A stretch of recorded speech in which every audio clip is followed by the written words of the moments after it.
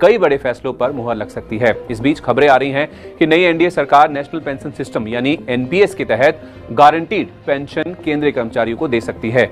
आइए जानते हैं कि न्यू पेंशन सिस्टम में किस तरह के बदलाव की तैयारी की जा रही है और वित्त मंत्रालय की ओर से पिछले साल इस पर क्या कहा गया था। जी हाँ दोस्तों, इस वक्त की पेंशन धारकों के लिए बहुत ही महत्वपूर्ण और इम्पोर्टेंट अपडेट निकलकर सामने आ चुके हैं। जी हाँ दोस्तों, आप सभी पेंशन धारकों के लिए नवीन पेंशन स्कीम यानी कि एनपीएस के तहत दोस्तों बड़ा बदलाव देखने को मिल रहा है। पेंशन बढ़ोतरी का इंतजार कर रहे लाखों सरकारी कर्मचारी, राज्य कर्मचारी और पेंशन भोगियों के लिए इस वक्त की बड़ी खबर निकलकर सामने आ चुकी है।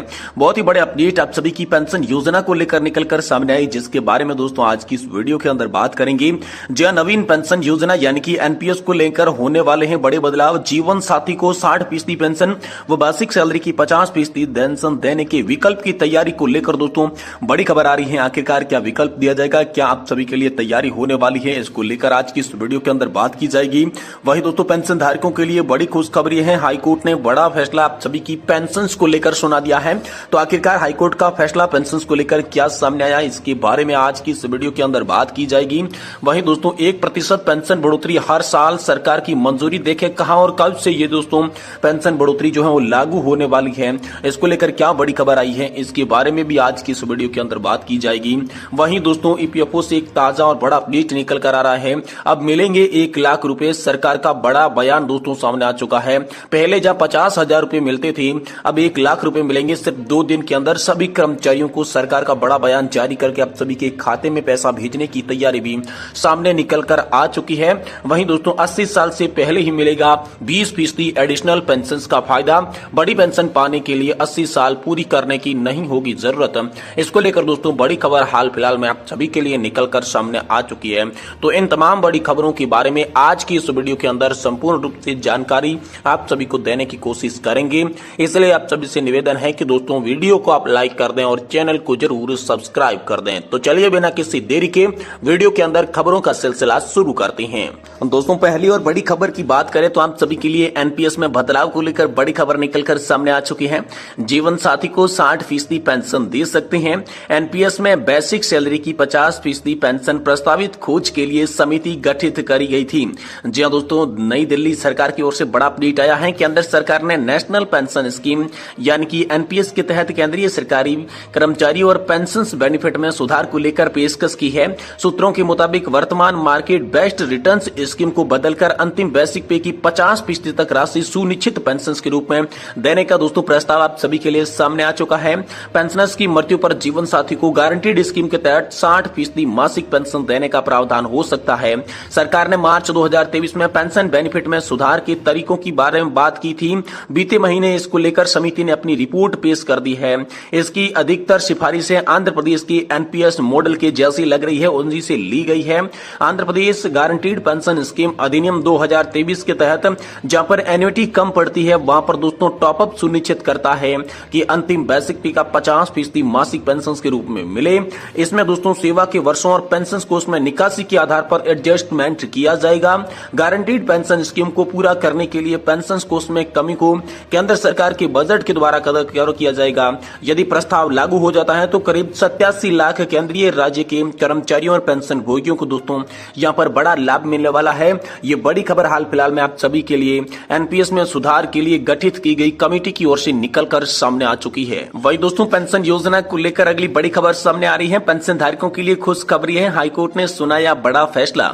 जी हां दोस्तों, इलाहाबाद हाईकोर्ट ने फैसला लिया है कि पेंशन देना सरकार की कृपा और आशीर्वाद पर निर्भर नहीं करता है। पेंशन से कतई इनकार नहीं किया जा सकता। ये फैसला जज प्रकाश पाडिया ने सुनाया। जज ने कहा कि फैसला सुनाते हुए उन्होंने यहाँ पर विस्तार से जानकारी आप सभी के लिए दी है कि इलाहाबाद हाईकोर्ट में पेंशन धारकों को किस तरीके से यहाँ पर न्याय दिया गया है। दोस्तों पूरा मामला क्या था इसके बारे में बात करें तो साया के पति नगर निगम में सफाई कर्मचारी हुए करते थे, जिन्होंने रिटायरमेंट के बाद लाभ और पेंशन दोनों का लाभ नहीं मिला था। काफी समय तक इंतजार करने के बाद नगर निगम में जानबूझकर उनका पैसा रोक लिया, उन्हें नहीं दिया। इसके बाद छाया ने दोस्तों रिटायरमेंट लाभ और पेंशन पाने के लिए इलाहाबाद हाईकोर्ट में अर्जी दाखिल कर दी, जिस पर दोस्तों सुनवाई हो चुकी है। इलाहाबाद हाईकोर्ट के जज के मामले में ध्यान रखते हुए नगर निगम निगम से एक कदम पीछे हटते हुए कहा कि कर्मचारियों को पेंशन देना उनके पुरस्कार का नहीं बल्कि उनके हक का पैसा है। कर्मचारी अपना पैसा दवा के साथ ले सकता है, ये उनका अधिकार है। आपको बता दें कि हिमाचल हाईकोर्ट ने भी पेंशन में देरी के मामले में कर्मचारियों और अधिकारियों ने विवाह के ब्याज के साथ वसूली करने की यहां पर जो है वकालत की थी। अपने फैसले में कोर्ट ने कहा था कि दोषी अधिकारियों से ब्याज की राशि वसूली जाए। कोर्ट ने फैसला सुनाया कि रिटायरमेंट के बाद लोगों के समय पर उनका पैसा दिया जाना चाहिए क्योंकि पेंशन उनका अधिकार है। साथ ही साथ दोस्तों मुंबई हाईकोर्ट ने भी काफी समय पहले पेंशन को लेकर मौलिक अधिकार बताया था और दोस्तों कर्मचारियों को इसके भुगतान से वंचित नहीं किया जा सकता। मुंबई ने इसका फैसला पहले ही दे दिया था। और साथ ही दोस्तों आप सभी को बता दें कि इस तरीके से आदेश से पता चलता है कि पेंशन सभी का अधिकार है, इसलिए भले ही 1 जनवरी 2004 के बाद भर्ती हुए हो उन सभी को पेंशन मिलेगी, उन्हें पेंशन से बिल्कुल भी वंचित नहीं किया जाएगा। 1 जनवरी 2024 के बाद जिसमें भी कर्मचारियों में पुरानी पेंशन की जगह नई पेंशन दी जाती है उससे नाम मात्र की पेंशन मिलती है, जिसके कारण कर्मचारियों का गुजारा भी नहीं हो पाता है। इसलिए कोर्ट ने बड़ा फैसला लेते हुए किसी भी कर्मचारी को पेंशन से वंचित नहीं किया जा सकता। यह बड़ा फैसला हाल फिलहाल में आप सभी के लिए निकलकर सामने आ चुका है। साथ ही दोस्तों अगली बड़ी खबर की बात करें तो 1% पेंशन बढ़ोतरी हर साल को लेकर मंजूरी को लेकर क्या बड़ा अपडेट आया है, कहां कैसे और कब से आप सभी के लिए लागू हो सकती है, इसके बारे में बात करें तो दोस्तों लगातार सरकारी कर्मचारी, राज्य कर्मचारी और पेंशन धारकों के जो तमाम संगठन है वो लगातार पेंशन बढ़ोतरी की बात कर रहे थे। यहाँ पर उनका कहना था कि हर 5 साल के अंदर 5% पेंशन की बढ़ोतरी होनी चाहिए क्योंकि जैसे ही पेंशन धारक 80 साल का हो जाता है तो उन्हें 20% एडिशनल पेंशन बढ़ोतरी का फायदा मिलता है। उसी तर्ज पर अगर देखा जाए तो हर 1 साल में 1% पेंशन बढ़ोतरी होनी चाहिए, यानी कि 65 साल पे आप सभी को 5%, 70 पे 10 और 75 साल पे 15% एडिशनल पेंशन बढ़ोतरी का लाभ मिलना चाहिए। इसी को लेकर लगातार कर्मचारी संगठन थे वो वकालत कर रही थी। इसी को लेकर बड़ी खबर आई है कि सरकार जल्द ही अगली आने वाली केंद्रीय कैबिनेट की बैठक में ईपीएफओ के शीर्ष निकाय यानी कि सेंट्रल बोर्ड ऑफ ट्रस्टीज के तमाम सदस्यों के साथ मिलकर इस पर बड़ा फैसला ले सकती है। वैसे नजर एक तो यहां पर जो है सेंट्रल बोर्ड ऑफ ट्रस्टीज की बैठक पर रहने वाली है क्योंकि सेंट्रल बोर्ड ऑफ ट्रस्टीज की बैठक में पेंशन के तमाम मुद्दों पर जो फोकस किया जाता है, जिसमें ब्याज दरों पर फैसला करना हो गया।